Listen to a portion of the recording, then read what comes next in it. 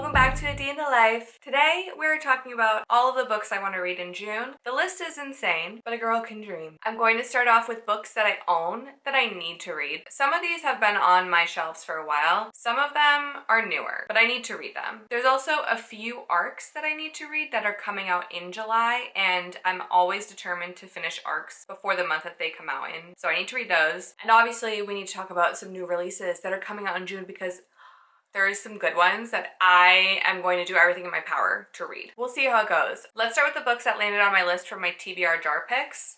First one is Vera Wong's Guide to Snooping on a Dead Man. Is that correct? That is correct. So this is part of a series. The first book is Vera Wong's Unsolicited Advice for Murderers. I absolutely ate that book up. It's such a cozy mystery. It's about an older woman. I think she's in her 60s. I wouldn't necessarily categorize her as a grandma quite yet because she has a son, but he doesn't have a kid. So therefore she's not a grandma, right? The first one is about her and her tea shop, and a murder happens in her tea shop, so she tries to solve it. It's so cute. This one is a follow-up. I'm not even really sure what the premise of this is, but I love the first one. So I know I'm gonna love this one. I've heard it's really good. I've also heard the audiobook for the first book is great, so I might do a little bit of immersive reading and do the audio and physical at the same time. This came out in April, I believe. I think that's right. The other book I picked was The Life Impossible by Haig. This is a special edition I got from the UK. The inside is sick, honestly. It's signed, which I love. I've only read The Midnight Library by him, but it was one of my favorite books. So I'm excited for this. All I know about this one is it's about a woman whose friend passes away and leaves her house on a Mediterranean island. So she goes there, I think, to kind of discover secrets about her friend. I'm not entirely sure. I'm sure it'll bring some sort of life lesson to me, as with The Midnight Library, so I am excited for it. And also, it is giving summer vibes, which is great. Okay, then I have two Emily Henry books. These are the last books of hers that I have not read. Happy Place, which I'm iffy about because I know that this one is pretty controversial. I feel like this one and People We Meet on Vacation, you either love it or you hate it. I didn't love People We Meet on Vacation. It was a like for me. I think this is second chance, but also kind of like Friends to Lovers. It's about a couple who has broken up, but then they go on vacation with their friend group and pretend that they're still together. I do love a fake dating, but a lot of what I've seen about this is that most people don't believe that the couple should end up together. This is my last of her older books that I haven't read of hers, and I do want to finish out the month with reading all of her backlog, which will probably make me really sad, but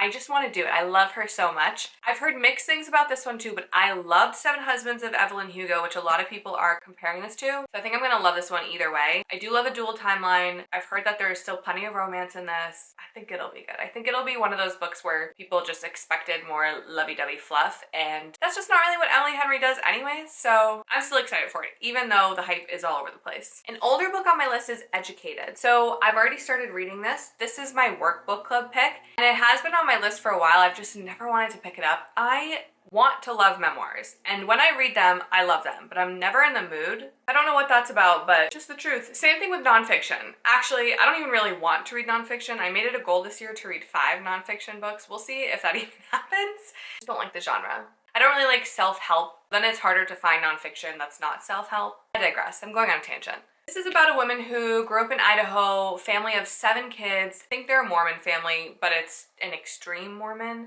where her parents don't let them get school education, don't let them go to the hospital or the doctors. In fact, they don't even have birth certificates. Honestly wild. I am 50 pages in. It's pretty good. It's not a long book, but it's not an easy read or a fast read. I am a very fast reader, and in 2 days I've only read 40 pages, which is slow for me. Actually, I have to finish this in a few days, so we'll see. Another new release I'm really excited about is The Names. This is for another book club. I think this is kind of magical realism, kind of just like contemporary fiction, where it answers the question, what if you had a different name? I believe it follows the life of this woman's son if she had named him 3 different names. I've heard it's a pretty tragic, devastating story. I don't know. This is super relevant to me though, because I have always thought if I had a different name, my life would have been so different. My name is Adi, spelled A-D-I. A lot of people think it's Addie. It's not an American name, so I think it makes it hard for people to pronounce, and also immediately they think, oh, she's not American. Growing up, I felt a little bit of an outsider in school, not in a bad way, just like I didn't totally fit in, and I feel like if my name was like Sarah, I'd be really in a different world, honestly. So very excited to read this one. And the last physical book I have is Sandwich. This is the UK cover, literally. I love the UK cover.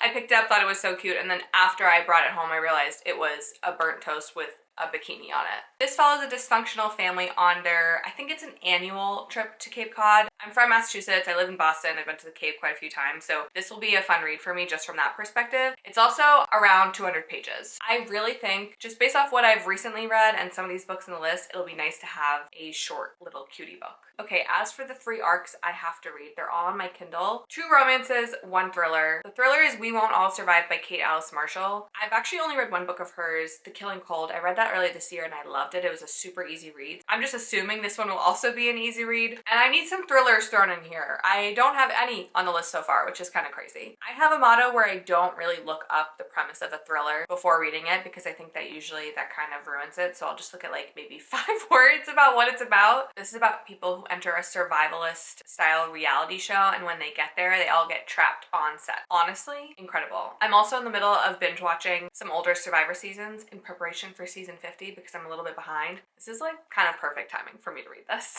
And then there are 2 romances. Friends to Lovers is obviously a Friends to Lovers romance. That's one of my least favorite tropes, to be honest, but it has really good ratings and it sounds very cute. It is about 2 friends who have always been each other's +1s to their friends' weddings, and I think this is their last wedding that they need to do that for. And then An Irish Summer, I just started it. It's about a girl who works at a B&B in Boston, and then that B&B shuts down. So then she decides to go to Ireland to work at a B&B there for the summer, obviously temporarily, but we all know that probably means she's gonna fall in love over there. The only thing I'm worried about is that it's gonna convince me I need to move from Boston to Ireland. If she finds a man in Ireland, maybe I could find a man in Ireland. Now the best part, new releases for June. I'm not lying when I say I'm so excited for Atmosphere by Taylor Jenkins Reid that I accidentally pre-ordered 2 copies. I don't know how I did that because I even remember seeing that I was about to and I thought that I fixed it. And then I didn't. This is a historical fiction romance during the 1980s space shuttle program at NASA. She's obviously navigating a male-dominated field, but also falls in love. I've heard really great things. Heard it has the potential to destroy you. Honestly, I'm kind of looking for that. That is one book I probably will drop everything to start. Another book that's not releasing in June, but I just received it in the mail, Problematic Summer Romance by Hazelwood. I think I'm gonna start this like June 1st. I'm in the middle of a couple books, so I want to wait a little, but I'm so excited for this. I really love how nobody really got ARC, so there hasn't been that much buzz about whether or not people like it. I'm just starting to see people's reviews and people are loving it, so I'm really excited. Another book that's very hyped for June is Bury Our Bones in the Midnight Soil by V.E. Schwab. I've only read The Invisible Life of Addie LaRue. I liked it. I didn't love it, but I liked it. I really loved the plot, the dual timelines. The way it ended, I actually oddly kind of liked. Normally I like an ending that has more of a tied bow. I've heard really great things about this one. I know it's kind of between horror and fantasy, which I'm honestly kind of in the mood for. I need something a little bit creepy. And it has vampires, which I love. I'm excited for it. I think it's gonna be great. And then there are 2 books by authors that are unfamiliar to me. The Poppy Fields is by the author that wrote The Measure. I have not read it. I did just buy a special edition book because it's literally so gorgeous. I'll put in a clip of it. This one is set in a world where there's a cure for heartbreak. Not just romantic heartbreak, just generally like if you're really sad about somebody's death or a breakup or something else. But I love the premise. I feel like most of us can relate to at some point in our lives wanting to just fall asleep and then wake up cured of whatever heartbreak you have. It sounds really cool. I'm excited for that one. The last one is The Other Side of Now. It has incredible ratings, and every time I've mentioned it, so many people have said they loved it. It's about a woman who goes to this town that she's never been to, except when she gets there, everyone recognizes her, and she finds thousands of photos on her phone from her mythical life that existed in this town. And I believe it involves her best friend who passed away, except in this fake world, her best friend is there alive but hates her. It sounds kind of Good Place-esque for some reason, and also a novel love story, which is by Ashley Poston, if anyone's read that. So yeah, that is 15 books that I want to try to read in June. It's not doable, but I followed my TBR so closely in May that I feel like I'm going to want to veer off course a little bit in June, so we'll see how I do.